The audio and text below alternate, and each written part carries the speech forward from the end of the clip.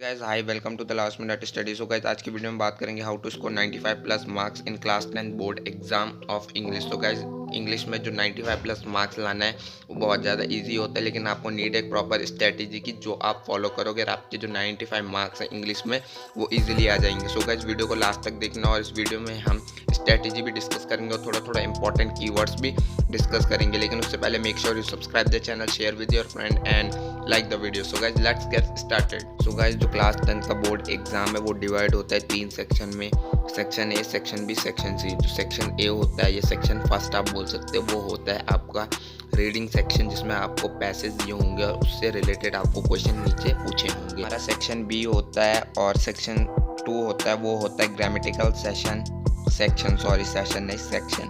और जो हमारा थर्ड सेक्शन होता है वो होता है हमारा लिटरेचर सेक्शन। तो ये मेनली 3 सेक्शन होते हैं। तो अब इन तीनों की जो आपकी स्ट्रेटेजी है वो अलग अलग होनी चाहिए। First of all first section की बात करते हैं जो कि हमारा रीडिंग सेक्शन। तो रीडिंग सेक्शन में जो आपको है वो पैसेज डायरेक्ट रीड नहीं करना है।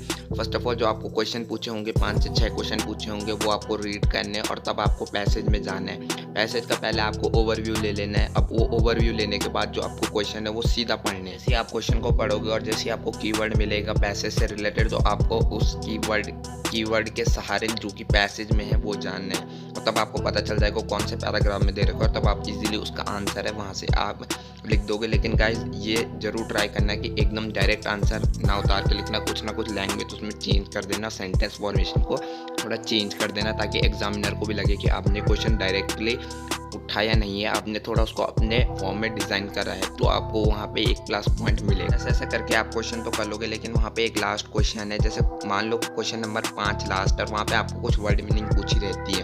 तो गाइस उसके लिए जो बच्चे हैं वो अपना जो सिर पटकते हैं वो बहुत ज़्यादा पटकते हैं। वो जितने भी चैप्टर में वर्ड मीनिंग दी है उनको याद करने लगते हैं और बाहर से जितनी भी वोकेबलरी हाई वर्ड्स हैं उनको याद करने लगते हैं। सो गाइस ऐसा कुछ नहीं है, वो आपकी जो कॉमन सेंस है उससे बन जाती है। तो वहाँ पे थोड़ा कॉमन सेंस का प्रयोग करें, ना कि रटने के बहाने। इस तरह से जो आपका सेक्शन है उसको आप इजीली सॉल्व कर दोगे और उसके लिए मैंने टिप्स आपको बता दी है। और आप जो हाई वोकेबलरी वर्ड हैं उनके पीछे ना पड़ें, आप थोड़ा कॉमन सेंस का वहाँ पे प्रयोग करें, तो आपसे वो वर्ड मीनिंग वाला क्वेश्चन है वो बन जाएगा। तो गाइस अब ग्रामेटिकल सेक्शन है हमारा, जो सेक्शन 2 है उसकी बात हम बाद में करेंगे। फर्स्ट ऑफ ऑल हम बात करते हैं सेक्शन 3 की, लिटरेचर सेक्शन।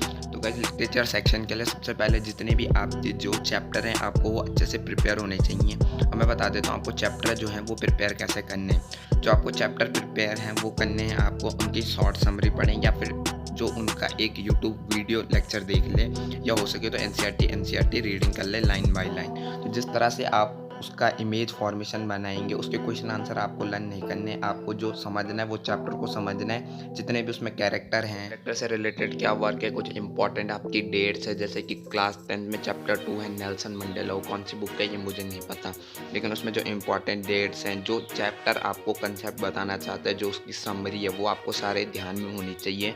और आपका जो सेंटेंस फॉर्मेशन है वो बहुत अच्छा होना चाहिए। तो सेंटेंस फॉर्मेशन जो है वो वीक होता है और उसको इम्प्रूव करने की मैं टिप्स आपको बताता हूँ। फर्स्ट ऑफ ऑल आप इंग्लिश मूवी देखो, अगर आपका एग्जाम पास में तो ये ट्राई मत करना। लाइक अभी अगर दूर है आपका तो आप इंग्लिश मूवी देखो विद सबटाइटल्स ऑन करके, तो आप वहाँ से थोड़ा थोड़ा समझोगे, ठीक है। इंग्लिश मूवी देखो और थोड़ा आप बुक्स को रीडिंग करो। और वैसे मेनली सबका अच्छा ही होता है इस टाइम पे, और आप ऐसा इन्वायरमेंट बनाओ जैसे कि आपको मतलब थोड़ा बहुत इंग्लिश समझ में आए, और वो आपका इन्वायरमेंट बन जाएगा। जब आप वेब सीरीज़ वगैरह देखोगे, इंग्लिश वेब सीरीज़ वगैरह, तो आप वो देख सकते हो, बहुत सारी हैं। और इसके बाद जो आपका सेंटेंस फॉर्मेशन है उसमें जो सेकंड टिप है, जो आपको वर्ड हैं वो रिपीट नहीं करने, लाइक दिस को रिपीट नहीं करना है बार बार। तो आप ये 2 टिप फॉलो करोगे सेंटेंस फॉर्मेशन के लिए, तो आपकी जो सेंटेंस फॉर्मेशन है वो बहुत ज़्यादा इम्प्रूव हो जाएगा पहले से। तो इसके लिए आपको चाहिए होगी प्रैक्टिस। सो गाइज अब लिटरेचर में तो हमारा इतना हो गया। अब जो बात है वो आती है पोएट्री सेक्शन की। अब जो पोएट्री सेक्शन है वो आपको प्रिपेयर करना है, वो भी आपको जिस तरह से आपने चैप्टर पढ़े वो इस तरह से प्रिपेयर करना है, आपको सेम वे होना चाहिए। लेकिन उसमें जो आपकी राइमिंग स्कीम है, जो पोएट का नेम है, वो पोएट वहाँ पे क्या फेज वर्क कर रहा है, ये आपको सारा पता होना चाहिए। और इसमें जितने भी आपके इमोशन वगैरह हैं वो आपको सारे लर्न होने चाहिए, तब जो आपको ऑप्शन है वो मिलेगा। लेकिन अगर आप सिंपल चैप्टर की तरह प्रिपेयर करोगे, राइटर का नेम आप पक्का प्रिपेयर कर देना, क्योंकि एक क्वेश्चन वो आएगा और 1 मार्क्स भी बहुत ज़्यादा इंपॉर्टेंट होते हैं। तो आप वहाँ से वो प्रिपेयर कर दोगे तो पोएट्री सेक्शन जो आपका वो हो गया। बात करते हैं जो 8 मार्क्स के क्वेश्चन है, उन लॉन्ग क्वेश्चन को कैसे प्रिपेयर करें। तो जो 8 मार्क्स के क्वेश्चन है उनको प्रिपेयर करना बहुत ज़्यादा ईजी है।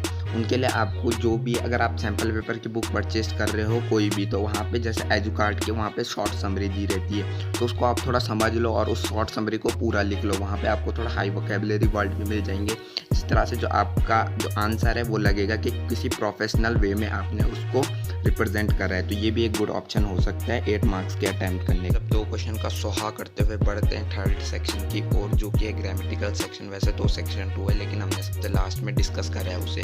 तो ग्रामेटिकल सेक्शन में वही है, आपका टेंस वगैरह आनी चाहिए आपको, और वो आपके स्कूल में अच्छे से पढ़ाया जाता होगा और वो आप इजीली कर सकते हैं, क्योंकि वो आपका 8 से चलता आ रहा है वो टेंस का सीन वगैरह, तो आप वो इजीली प्रिपेयर कर सकते हैं। सो गाइज यही था वीडियो, एंड इसमें जो आपको मेन जो पॉइंट है वो मैंने बता दी है कि किस तरह से आपको करना है। और एक जो चौथी लास्ट टिप है वो कि अपनी जो हैंड राइटिंग है उसको आपको अच्छा रखना है। जब आपकी हैंड राइटिंग अच्छी होगी तो आपको इंग्लिश में भर भर के जो है वो मार्क्स मिलेंगे। सीबीएसई में पढ़ते हो तो ये आपके लिए ऑफिशियली नोटिस है कि आपकी हैंड राइटिंग होनी बहुत ज़रूरी है अगर आपको इंग्लिश या हिंदी के एग्जाम को प्रिपेयर करना है। अब बात आती है एक और प्रॉब्लम कि अगर आपका जो इंग्लिश का पेपर है वो भी टाइम पे फिनिश नहीं होता है तो क्या करें। तो इसका जो सॉल्यूशन है वो बहुत ज़्यादा ईजी है। फर्स्ट ऑफ ऑल आपको जो भी इंग्लिश है उसके लिए जो सैम्पल पेपर प्रिपेयर करने होंगे वो करने होंगे 4 से 5 सैम्पल पेपर आपको प्रिपेयर करने, मैं 5 आप सैम्पल पेपर प्रिपेयर करें। तो जो पहला सैम्पल पेपर है उसको करने जाओगे तो आपको लग सकते हैं 4 घंटे या 4 घंटे से ऊपर। फिर वही जो 4 आवर्स हैं वो कन्वर्ट होंगे आपके 3 आवर्स में, फिर 2.30 आवर्स में। तो इस तरह से आप जो अपना पेपर है वो कर दोगे और अभी आपके इनफ टाइम है।